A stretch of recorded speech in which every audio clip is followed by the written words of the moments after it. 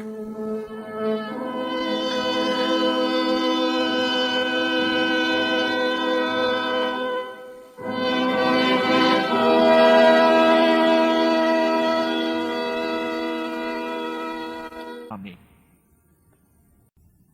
Estimados amigos, hoy quisiéramos hablar sobre un tema que se encuentra en la Sagrada Biblia y se refiere al bautismo del Espíritu Santo o don de lengua. En primer lugar debemos analizar a la luz de la Biblia dónde comienza y se manifiesta el don de lenguas, su forma y a quién. Leemos primeramente un pasaje bíblico donde nos da el apóstol Pedro luz lo que es una profecía y dice así en segunda carta de Pedro capítulo 1 verso 20.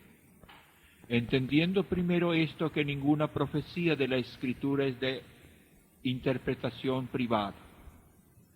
Sobre este pasaje podemos preguntarnos lo siguiente, ¿qué es una profecía? La respuesta es: la profecía, en primer lugar, es un mensaje de parte de Dios para el pueblo en el momento en que se anuncia. Y en segundo lugar, encontramos en la profecía un momento determinado, anuncios a una persona o un pueblo que tendrá su cumplimiento real en un tiempo futuro. Ahora vayamos donde se manifiesta el don de lenguas o el bautismo con el Espíritu Santo, y por quién fue profetizado y a quién. Podemos responder lo primero, que fue en el día de Pentecostés. Se cumple la profecía de Joel, y que Jesús también lo había hecho recordar, que serían investidos de lo alto, Juan 16:7. O Él lo enviaría a sus discípulos. ¿Por qué Jesús lo manifestó esto? Porque Jesús conocía las profecías y Él fue que las inspiró a Joel. Pues sólo había dicho en cierta ocasión a los judíos: escudriñad las Escrituras, porque ellas dan testimonio de mí. Juan 5:39. Ahora veamos a quién profetizó Joel, según Pedro cita en Hechos capítulo 2. ¿Por qué queremos notar esto? Porque en estos tiempos se toma estos pasajes y se utiliza para confundir a la gente y desviarlos por ello, o sea, de la sana doctrina. Leyendo la profecía de Joel a nadie le quedará duda, y por ello abrimos el libro de este profeta y leemos fragmentariamente los pasajes de 2:1, dice así: tocad trompeta en Sión. En el capítulo 2, verso 15 de Joel dice: tocad trompeta en Sión, proclamad ayuno y convocad asamblea. En el verso 23 de ese mismo capítulo dice: a vosotros también, hijos de Sión, alegraos en Jehová vuestro Dios, porque os ha dado la primera lluvia a su tiempo, y hará descender sobre vosotros lluvia temprana y tardía como al principio. En Joel 2:27 dice: conocerás que en medio de vosotros, Israel, estoy yo, y que yo soy vuestro Dios. Joel 2:32 dice: porque en el monte de Sión y en Jerusalén habrá salvación, como ha dicho Jehová, y entre el remanente al cual habré llamado. Joel 3:1 dice: porque aquí en aquellos días, esto es futuro, haré volver la cautividad de Judá y de Jerusalén.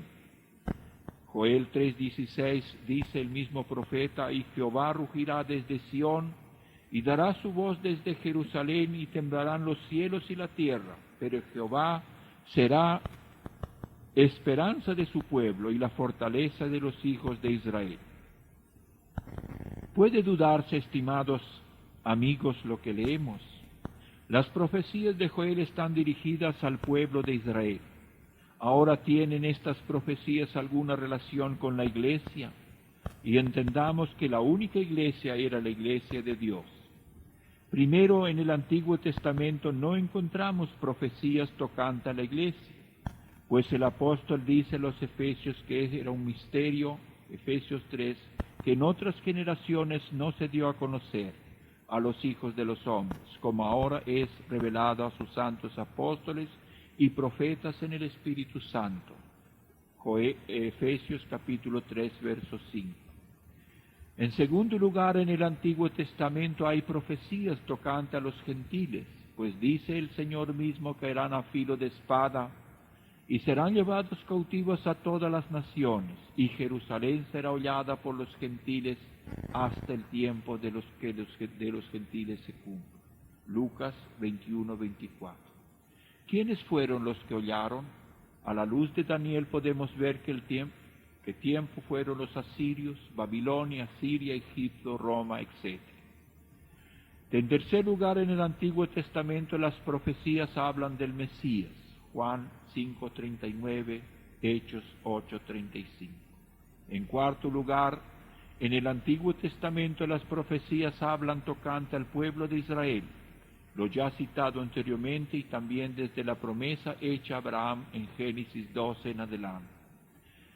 Ahora debemos de preguntarnos, ¿habríase equivocado Pedro el apóstol en el día de Pentecostés al citar las profecías de Joel? Desde luego que no, y vamos a considerar a quién predicó este apóstol. Leemos también fragmentariamente el capítulo 2 de los Hechos de los Apóstoles. En el verso 14 de este capítulo 2 de los Hechos dice: entonces Pedro, poniéndose de pie con los 11, alzó su voz y dijo y les habló diciendo: varones judíos y todos los que habitáis en Jerusalén. En Jerusalén no había gentiles. Hechos 2:22 dice varones israelitas. En Hechos 2:29 dice varones hermanos israelitas. En Hechos 2:36 dice: sepa pues ciertísimamente toda la casa de Israel. Acá vemos entonces que no hay nada en particular que al hablar al pueblo de Israel cite el apóstol profecías del profeta dirigidas a ellos. Allí al apóstol no solo les anuncia lo que sus propios ojos pueden ver cumplirse, sino algo más allá, algo que nosotros aún entendemos que va a cumplirse. En el día de Pentecostés, Pedro para nada tenía en cuenta a nosotros los gentiles, pues más tarde, si no fuese por revelación de un ángel a Cornelio y a Pedro en un éxtasis, nada podrían saber los gentiles. Capítulo 10 de los Hechos. Allí vemos que aún la iglesia en Jerusalén se sorprendió, según escribe en el capítulo 11 y verso 18 del mismo libro de los Hechos. No hay duda que la profecía de Joel dirigida al pueblo de Israel se cumplió en ese pueblo, y también Jesús citó parte de esa profecía tocante a los tiempos del fin aún a cumplirse.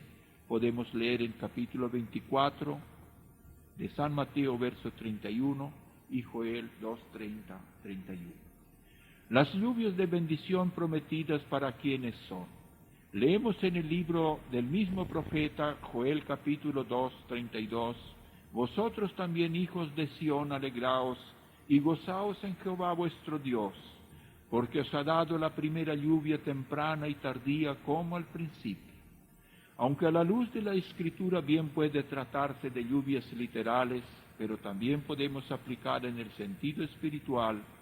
Pero no olvidemos, dice, a vosotros, hijos de Sión, y en este sentido Israel recibió la lluvia temprana, es decir, en el día de Pentecostés cuando Pedro les habló, pues fue el primero en escuchar el Evangelio de gracia.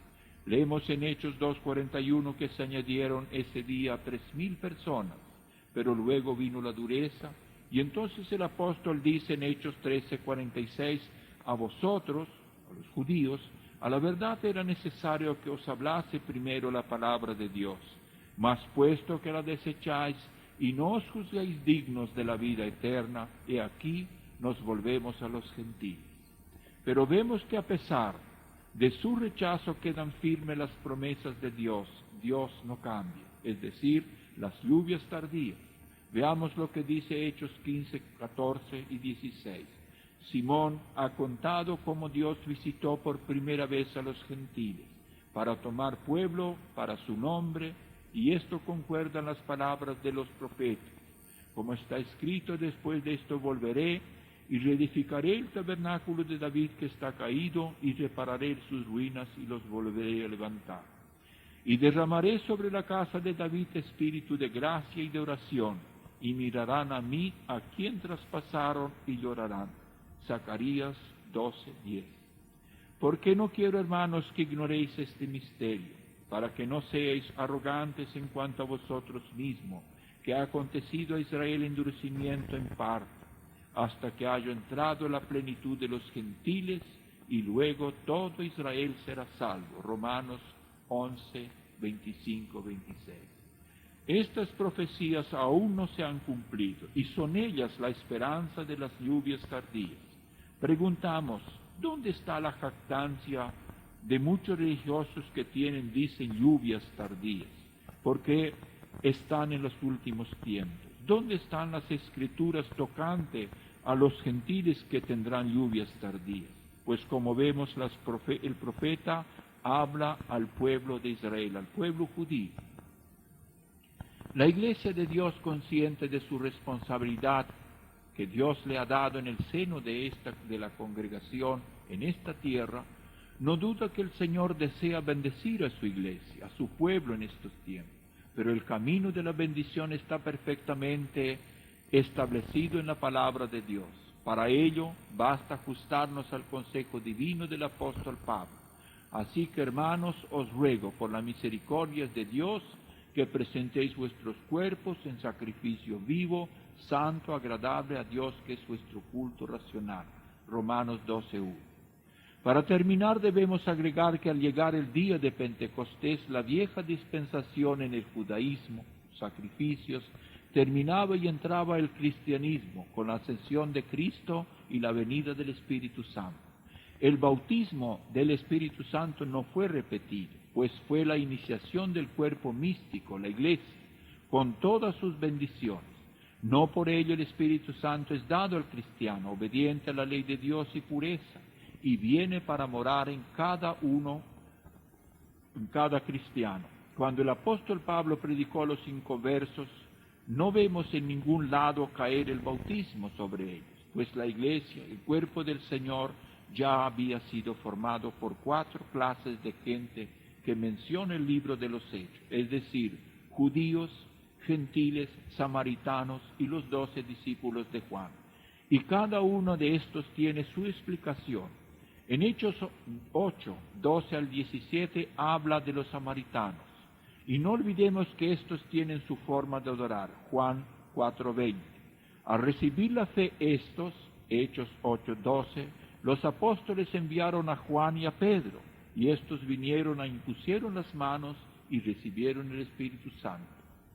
15:16 del capítulo 8 de los Hechos. No sería para más. Acá los apóstoles, con revelación, sabían que la salvación es para todos. Confirmaron y Dios selló en la misma forma que en Hechos 10, 44, 48. Aquí vemos exactamente igual a Pentecostés.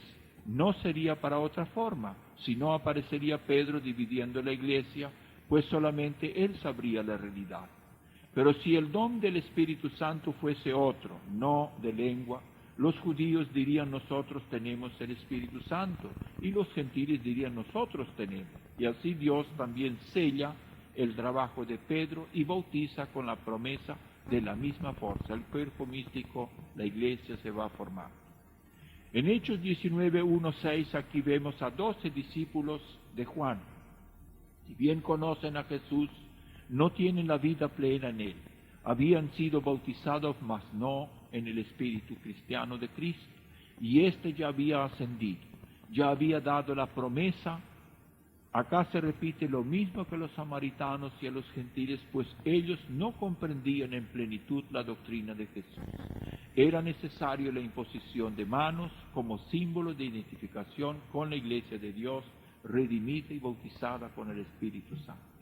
No debemos de olvidar, estimados amigos, que el trabajo no fue fácil, pues la iglesia nacía y tanto los samaritanos como los discípulos de Juan más confiaban en Juan, es decir, sabían más de Juan el Bautista que de la persona de Jesús. Pero aquí vemos la mano divina de Dios y hace una sola cosa, una sola forma, y de allí nada más leemos en la Biblia repetirse de esta forma. En conclusión, para terminar este mensaje, estimados amigos, La Iglesia de Dios nunca puede aceptar que personas que profesan tener el Espíritu Santo estén en contra de los mandamientos de Dios, contra las enseñanzas de la santidad del cuerpo, y teniendo el Espíritu Santo pueden rechazar las profecías que hablan del pueblo de Dios de Israel.